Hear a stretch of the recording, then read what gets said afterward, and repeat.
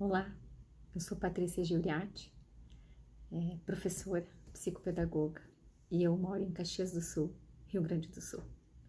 É deste lugar que eu converso com vocês para compartilhar sobre o meu encontro com o método RPM e as minhas vivências com crianças e adolescentes autistas. Quando eu passo a conhecer o método, eu estava profissionalmente vivendo um momento de crise, porque os adolescentes autistas que eu atendo, quando chegaram aqui no consultório, trouxeram consigo uma mochila que carregava muitos preconceitos, muitos estigmas, uma mochila que contava uma história de sujeitos que historicamente foram olhados pela falta, inclusive a falta de não saber ler e escrever, como convencionalmente utilizamos na sociedade atual. E eu sempre tive uma convicção, sempre desde há 25 anos atrás, quando comecei com a educação, se a criança não aprende, é porque eu ainda não tinha encontrado o método adequado. Se a criança não aprende, é porque ainda alguma coisa eu não estava sabendo fazer para alinhar esse jeito. E tô aqui com o livro, né, para entender o autismo por meio do método do RPM. Muita coisa passou a fazer sentido para mim e eu mergulhei nesse encontro, né, primeiro fazendo aquele encontro formativo sobre presumir competência e inteligência, e com toda humildade eu compartilho com vocês que eu, que já achava, que acreditava, que apostava, que investia neles, eu também tenho ainda algumas barreiras para presumir inteligência e competência. Então, eu fui indo devagarinho, me aproximando do método, porque nós, profissionais, que utilizamos e nos valemos desse método, assim como eles, os autistas, também sofremos preconceitos, também sofremos olhares que julgam porque não compreendem, não conhecem, não sabem. Então eu costumo dizer que assim que foi uma ferramenta revolucionária do ponto de vista de me ensinar a construir uma relação de ensino e de aprendizagem com esses adolescentes que trazem consigo uma defasagem muito grande, às vezes, de idade e série, né? O ano escolar que frequentam. E eu comecei a assistir os vídeos, eu comecei a olhar e uma profissional amiga me disse assim: olha o que elas fazem com aqueles autistas que nem param. E olha os teus, eles têm tolerância, eles ficam sentados. E eu comecei a pensar, é verdade.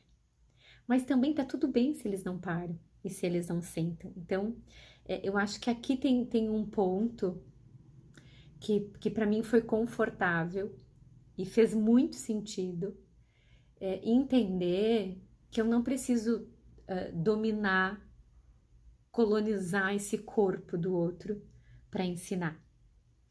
E aqui veio também uma barreira que eu acho que é o RPM, que vai nos ajudando a desconstruir junto com, né, com outros estudos que a gente vai fazendo, que as próprias formações, né, se a gente for pensar a Fábia, a Flaviana, a Renata, da gente se colocar também nessa relação como estrangeiro, e eu desejei me incluir na relação com eles, e esse movimento de querer me incluir na relação com eles foi eu aprender a me comunicar também de uma outra forma para nos aproximarmos. E então eu fui indo devagarinho, não por eles, mas por mim, e sendo sempre muito honesta, né? Lá no começo, falando, eu pegava conteúdos mais fáceis, porque construir uma lição de RPM é complexo. A gente precisa de ajuda no começo. Eu me sinto muito no começo. Para criar a lição, a gente precisa estudar. E do ponto de vista psicopedagógico, eu preciso estudar conteúdos que são conteúdos acadêmicos. E que não necessariamente eu os domino, eu lembro, eu conheço, a minha trajetória como estudante também ela é muito antiga.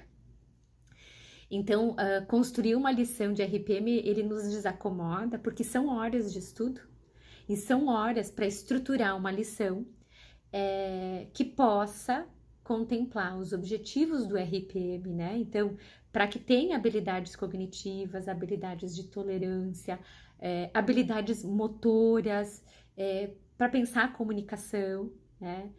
Sobretudo pensar o que eu estou ensinando, a formulação de perguntas, de fazer as perguntas fechadas e aprender a fazer as perguntas semi-abertas para vislumbrar num horizonte as perguntas abertas, que é o nosso grande sonho, o nosso grande desejo. E uma vez eu fui numa escola e a escola me disse, mas aqui ele não faz isso. E eu disse, tá tudo bem ele não fazer. Porque como psicopedagoga, no consultório, no atendimento clínico, a gente sempre faz coisas que diferem da escola, porque a nossa função é diferente. E eu me lembro que eu disse assim para a escola, só não duvide de nós, né? Acredite que num outro espaço, de um outro jeito, ele sabe e ele nos mostra. Então eu disse assim, se tu me permitires, eu vou compartilhar contigo coisas. E acho que isso é força do RPM, né? A gente suspender os julgamentos, a gente se colocar disponível e entender que o fato do adolescente autista não estar oralizado ou não ser oralizado, não usar a fala como comunicação, não significa que ele não saiba. O fato dele não fazer uma leitura convencional, como todas as outras pessoas são ensinadas na escola, não significa que eles não leiam. E para mim essa é a grande revolução do método do RPM, né? Ele é um método que nos dá essa ferramenta para ir construindo. O que vem acontecendo, né? A gente vai construindo uma relação de confiança, também no método, porque a gente vai vendo o resultado, né? A gente vai percebendo que funciona e que dá certo e que aqueles estudantes que fugiam, né? Tem a dita fuga, não tolera ficar sentado, passam a tolerar a minha voz por mais tempo durante a lição, passam a tolerar mais tempo de concentração, estudo, passam a tolerar se relacionar com textos, com palavras, com um lápis para escrever. Mas mais do que isso, quando a gente termina uma lição, eles levantam e vão na direção dos pais, felizes da vida, sorrindo, mostrando que foi bom, foi prazeroso estudar. E isso eles também têm direito. Estudar, aprender, é um direito de todos. É um direito de toda criança e todo adolescente autista. E o RPM, ele vem me ajudando a entender e a consolidar algo que eu já vinha pensando, né? O autista tem um jeito autoral de existir no mundo. E a gente, se valendo dessas ferramentas, nós damos a ele a possibilidade de mostrar para o mundo a sua existência autoral. E isso é encantador. Essa para mim é a parte que mais me toca.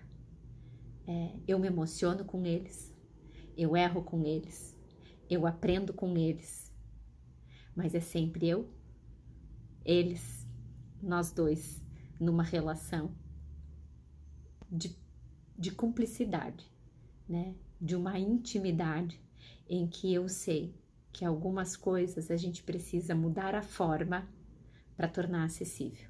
E eles merecem. É um prazer trabalhar com RPM. E eu espero poder contribuir cada vez mais com o meu aprendizado, com o aprendizado deles, e que os estigmas, as dúvidas possam ser esclarecidas para que mais pessoas possam ter acesso. Isso é dignidade. Isso é dignidade.